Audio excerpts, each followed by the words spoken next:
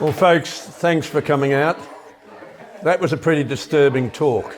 And you have to ask, well, how did we get here? Because we once had a cheap, reliable electricity system. It was based on coal, and we had a grid system, and it worked. And it worked for a very long period of time. And it first started when we were told about emissions and how these emissions were dangerous. And these emissions were pollutants. They didn't tell us that the main emission, carbon dioxide, was actually plant food. We were not told that the main greenhouse gas was actually water vapour. It's not carbon dioxide at all. But of course you can't ban water vapour, you can't have legislation against it. So the whole house of cards is built on something which is a fallacy. And this had been annoying me for quite a while because as a geologist, we look at rock outcrops and we ask ourselves questions. What was the climate like when this sediment was deposited? Was it glacial? Was it tropical? What was the life doing then? Where were we? Were we close to a pole? Were we close to an equator? Had the continents moved? And we look at a rock, say like a limestone, which we can pick from vegetation, and we can look at the rock, and that limestone has 44% gas in it. And that gas is carbon dioxide, yet we are told that that is a pollutant. Or we look at another carbonate rock, dolomite, which has got 48% carbon dioxide in it. So as a geologist, we're saying, well, this doesn't sound right. And then when we look back in time, for 80% of time, we have not had ice on planet Earth. Ice is quite a rare rock. And we've had ice ages. We've had 8 major ice ages. And we can back calculate as to how much carbon dioxide was in the atmosphere in the past. Every one of these 8 ice ages had more carbon dioxide in the atmosphere than now. So how can we have carbon dioxide driving global warming?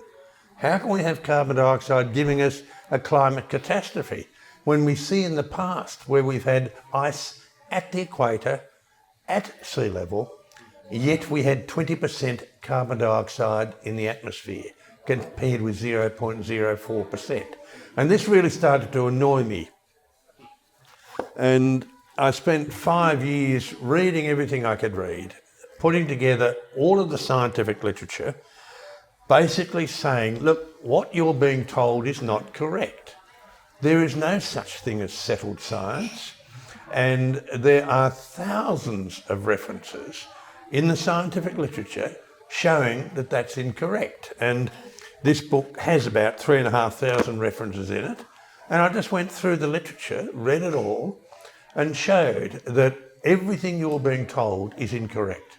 That carbon dioxide is plant food, the main greenhouse gas is water vapour, that carbon dioxide in the past has been up to 20% in the atmosphere. Over the last 500 million years, it's been decreasing from 0.7% to 0.04%. And if you want the really bad news, we do have a problem with carbon dioxide. There's just not enough of it. And we have had certain plants develop because there's not enough carbon dioxide in the atmosphere. One of those is corn. We had an original atmosphere rich in hydrogen and helium. The second atmosphere, for most of time, was rich in carbon dioxide. Our atmosphere now is rich in oxygen. And we are finding that there has been a massive decrease in carbon dioxide. And that is giving us a crisis of life, a crisis of plant life. And without plants, we have no animals. So I'd listened to what we were being told. Everything we were being told was absolutely demonstrably scientifically wrong. And so I wrote this book, Heaven and Earth, and I'd written a couple of books before that. So I took these to my regular publishers and they told me to go away. And there was only one publisher that would take it, and it was recommended to me by a chap in Melbourne, said, why don't you try this very small publisher called Connor Court? And I gave the book to Anthony, and within a couple of days he said, right, we're going to do this, we're going to print the book. We didn't sign a contract for the book until I think it had been actually printed before we signed a contract. It was an international success. This was a bestseller worldwide. It came out at a very good time. And this was dealing with everything that we hear about, looking at history, looking at archaeology, looking at geology, looking at medieval times when it was much warmer, looking at Viking times when it was colder, looking at Roman times when it was warmer. And it's very clear that there are cycles of climate. And these cycles are based on where the continents are or what's happening out in the cosmos. These cycles are based on what's happening in the ocean, how close we are to the sun, how much energy the sun's putting out. But the two drivers of climate we see over time are the energy that the sun puts out and the distance from the sun. Never in the past have we seen a climate change due to carbon dioxide. Never. Carbon dioxide has always been in our atmosphere. It's in the atmosphere of other planets. So what we have is a foundation which is a house of cards. And over the last 20 years, I've been asking various scientists, especially at places like the Scott Polar Institute in Cambridge University, just give me half a dozen scientific papers that demonstrate that human emissions of carbon dioxide drive global warming. They haven't done it. They haven't been able to do it because no such papers exist. So the whole concept of human-driven global warming is a fallacy. Now, perish the thought, what happens if I'm wrong? Well, 3% of all emissions are from humans, the rest are natural. So if you can show that 3% of emissions drive warming, you then have to show that the 97% of natural emissions don't. And that's never been done. So what we just heard is mass-scale environmental destruction based on a fallacy. Now, this book is a dense book. It was written to show that there's a huge body of science saying that the popular ideas we have are demonstrably wrong. They just don't exist. There's nothing in the literature. You can search and search and search, and you will not find any landmark scientific papers showing that human emissions drive warming. And that's, of course, why we want to close our coal-fired power stations and have restrictions on you driving a car or using gas for cooking, and on we go. But this book was dense, and I thought, well, maybe I should write something that younger people can use and they can ask their teachers about global warming. And so this book I put out a bit later. It was called How to Get Expelled from School. And there's 101 questions that the kids can ask their teachers. And I had the President of the Czech Republic, Dr. Václav Klaus, he wrote the foreword to it. This was launched by John Howard in Sydney. Oh, did the ABC get into a foam on that one?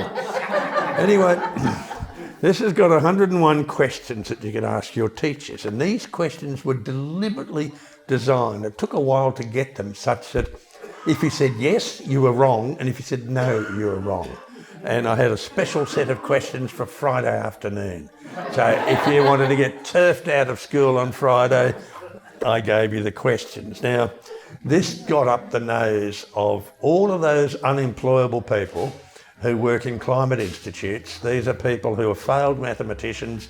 They work in our climate institutes. They're using your money to send you broke and to send up your electricity bills. And under the Gillard government, and then the Rudd government, the Gillard government put up a special website using your money, it only cost $500,000, to try to answer my 101 questions. They couldn't answer them. Where they couldn't answer them, they attacked me. And as soon as Tony Abbott came in as Prime Minister, that website disappeared. So this was a deliberately seditious book, giving information that school children could understand, such that they could understand that the question they were asking was a valid question, and that that question would nail their teacher as an activist. I'm not very popular among school teachers, and it's not an area of the world that I want to be popular in any way. But I'm also concerned as a geologist. Geologists actually go out, and there's a couple here who actually go out and look for metals, and we use those metals. We use those metals in our everyday life, and the more civilised a society becomes, the more metals we use and the greater the diversity of metals we use. So if you have a mobile phone, you use 82 of the 92 elements in the periodic table. You cannot get by without using metals. And I thought, well, I might combine metals with energy, and I put out a book, Not for Grams, and it's a book about a teaspoon. How do you make a teaspoon? And I went looking at the history of spoons, how we originally had wooden spoons and bacteria hid in the pores, and you'd poison yourself, and if you were very wealthy you might be able to have a pewter spoon. If you're even wealthier you might have a silver spoon, and how in former times people used to travel with a spoon. That was their principal asset, and that was their way of stopping dying from poisonous foods. And I went and looked at the modern stainless steel spoon, which has got iron, chromium, nickel in it, sometimes a little bit of molybdenum and tin. So how do you make that spoon? Well, you need an enormous amount of coal, and you need international transport, all the things that the left doesn't like, international trade, coal. And if you're going to feed yourself and not poison yourself, then you have to have mining of coal, mining of iron, mining of chromium in places like South Africa, mining of nickel in places like Indonesia, and have international trade such that you've got yourself a spoon to eat with. And what happens when that spoon breaks? Well, you turf it out. You don't recycle it. So this book was trying to show how important energy is to live in the modern world, and how you must have large amounts of cheap energy to survive in today's world. And cheap energy became something of an obsession with me, and I put out another book called Climate Change Delusion and the Great Electricity Rip-Off. And we heard a little bit about this, the rip-off of wind, the rip-off of solar, and now, of course, hydrogen. I mean, we tried hydrogen in the 1850s. It failed. We tried in the 1920s and 1930s. It failed. And you can see now some of the hydrogen schemes are starting to fail now. God help Gladstone if it ever gets up, because the reason I got interested in science was I used to make hydrogen. And hydrogen is a wonderful explosive. You can take out neighbours' windows from 200 yards away. It is a terrific explosive. And we cannot mine hydrogen. We have to make hydrogen. And if you make hydrogen, you actually use energy to make it. And to use, it's an energy loss process. So here we've got an inefficient process of making energy to make an inefficient product called hydrogen. And then we've got to store it. And the best way to store it is to compress it. So you've only got to compress it 700 times air pressure. You've only got to use enough energy to bring it down to minus 253 degrees Celsius. Of course, easy, but hydrogen actually moves as a gas through solid metal, and it weakens that metal. So you store hydrogen in a cylinder, you're going to lose 1% of it per day, plus you've got a beautiful explosion waiting to happen.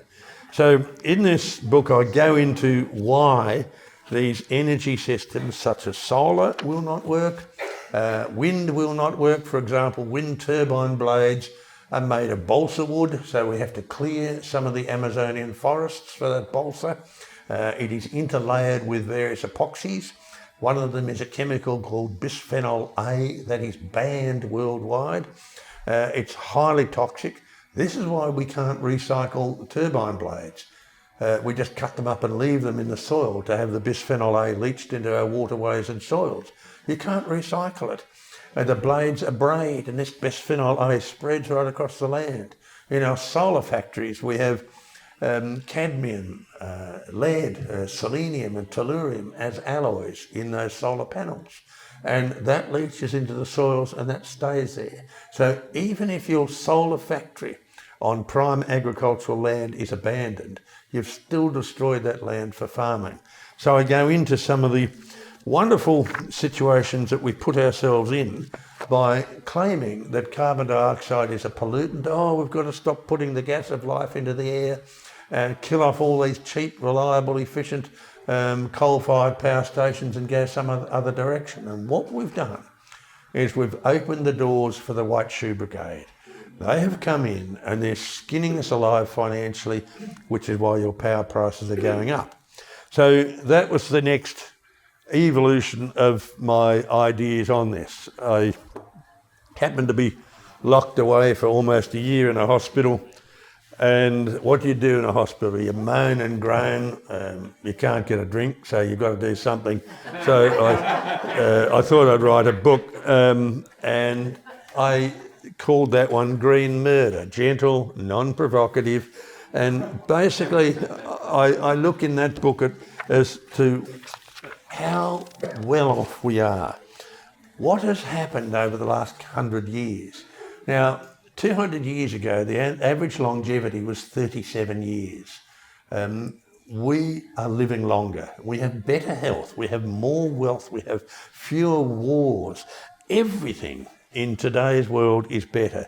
So I open up by a trigger warning saying, I'm sorry folks, but this is really good news. We are living in the best time ever to be a human on planet Earth, and yet we are destroying the environment. I look at how people lived and died before the Industrial Revolution. And it was the Industrial Revolution that got people out working. Instead of using human muscles and other animals to move heavy equipment, we had steam to drive that. And steam was driven by coal. And then I have a brief section here on science funding. I've been in universities for some decades. I've been a professor at 4 different universities around the world. I've sat on the Australian Research Council, the German Research Council, the Swedish Research Council, and if we did not have politicians deeming that climate change is a catastrophe and we have to fund it, these people would not get any research grants and they'd be totally unemployable. So we're wasting huge amounts of money on having research into areas of climate which basically I think is quite unnecessary. I deal with fight fires with facts. I look at bushfire history in Australia. We're living in good times. I look at the bushfire history around the world. It's actually decreased. I look at the hurricane history. We've got fewer and less intense hurricanes than we've had in the past. I look at droughts. I look at heavy rainfall. I mean, there is a reason why people get flooded on a floodplain. It's got something to do with the word flood. If you build on a floodplain, you are going to get flooded. The floodplain here in the Brisbane River is about 40 million years old. In the Nepean River in Sydney, it's nearly 70 million years old. It's been built up by constant flooding.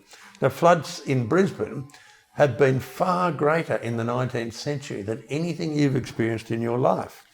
And then I have a little section on the economics, looking at what we just heard of in the previous talk. And I've called this, in this book, How to Ruin a Country. And if you want to ruin a country, you have expensive energy. And we have lost our manufacturing industry. We don't make anything here any longer. There are fundamental things for our survival we do not make. For example, we don't make ammunition. We import that. We don't make diesel. We import that. And one blockade of one ship, no insurer would have a tanker come into Australia. We have 2 weeks of diesel in this country. We use diesel for ploughing, for seeding, for weeding, for harvesting, and for transporting food. We are 2 weeks from crisis in this country because of government policies which have totally and absolutely ignored the fact that burning fossil fuels is the best way to keep your economy running and to keep society as a healthy society. I have another section on economics where I call Freakonomics. Just looking at the history of places like Germany and France and Britain and the US and how they've changed their economies. And then I deal with one of my favourites is fads and fashions and fools and frauds and finances. And I look at electric vehicles. I mean, imagine if you live at Chinchilla, would you have an electric vehicle, or if you live at Mount Isa? I mean, it'd take you weeks to get here, and there's no charging stations anyway. And I look at some of the child abuse, which I come back to. So this book is I think it's the best book I've written. It's a compendium of why we are in our current situation and what it has been like in the past. And I have been very concerned about our children getting abused by fear and by our teachers.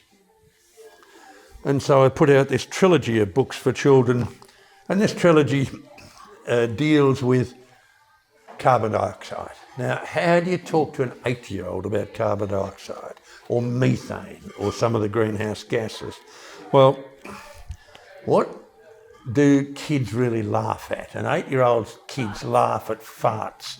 And so this book is mainly about farts and about how your gut works, how you metabolise food and you breathe out carbon dioxide, and your poo and wee is, I've got a section here, poo or die.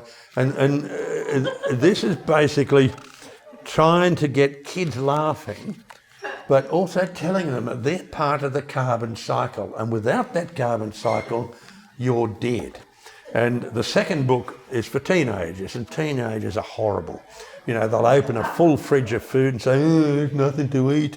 So I go into what you eat as a teenager, what you consume, and how the world is a wonderful place. I've got a little section here on Hug a Plumber.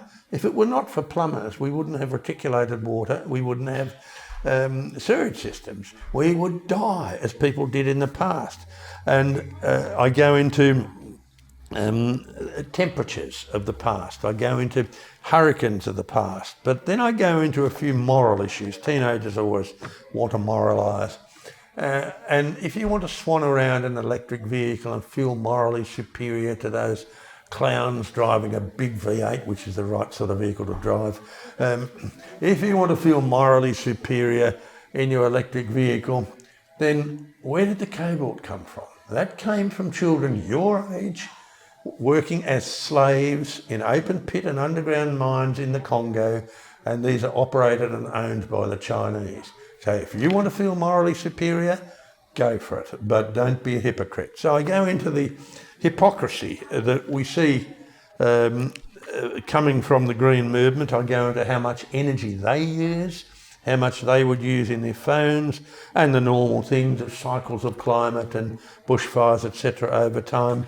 And in the last book, For Twenties and Wrinklies, which includes pretty well everyone in this room, I deal with some of the issues in the past, how you're such a lucky group of people. You are living at a period of time when everyone's gone bonkers.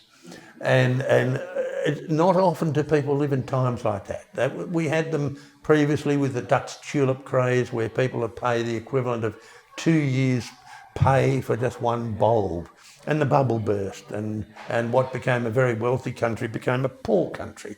So I go into the Dutch tulip craze, but I also go into the period of time after the medieval warming. We had a massive cooling. There was a period called the Little Ice Age. And during the Little Ice Age, we had even colder periods. And I look at the Maunder minimum, and I plotted temperature against the number of witches that were killed. And there's a direct relationship, because when it cooled down and the crops failed and we all starved, you've got to blame someone. So we're currently blaming coal and oil for something that's a natural change. Former times we had to blame someone, and we blamed the witches. So what did we do? We rounded up the witches and we killed them. And the ironical thing is that when witch killing stopped, global temperatures started to increase. So it works. This book is written for those who've got no scientific background. It's written in the language of the average punter. And it just shows you, we've had ice ages in the past. We're currently in an ice age. We've had carbon dioxide decreasing for a long period of time. We've gone bonkers in the past. We're in one of those periods of time. But there is now quite a bit of evidence coming out that children are medically suffering trauma, believing that the world is coming to an end, believing that we're going to have a climate catastrophe, believing that we haven't got global warming but global boiling. And we're having young girls now say, I'm not going to have any children. What's the point? The world's going to end. And so this is a book of a collection of people who've written on this subject. I've written on the history. I've got the longest section in this only because I'm the editor, and on the history of people predicting the end of the world. Now, people have done it in the past, and everyone in the past who's predicted the world's going to end has failed. If one was successful, we wouldn't be here.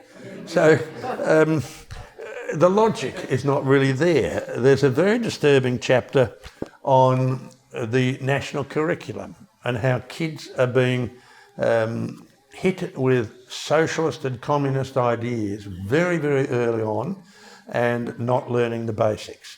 There's a chapter by a well-known psychiatrist on what damage is being done to children. So what we have now is the whole concept of human-induced global warming. I challenge. I'm yet to see the evidence for it.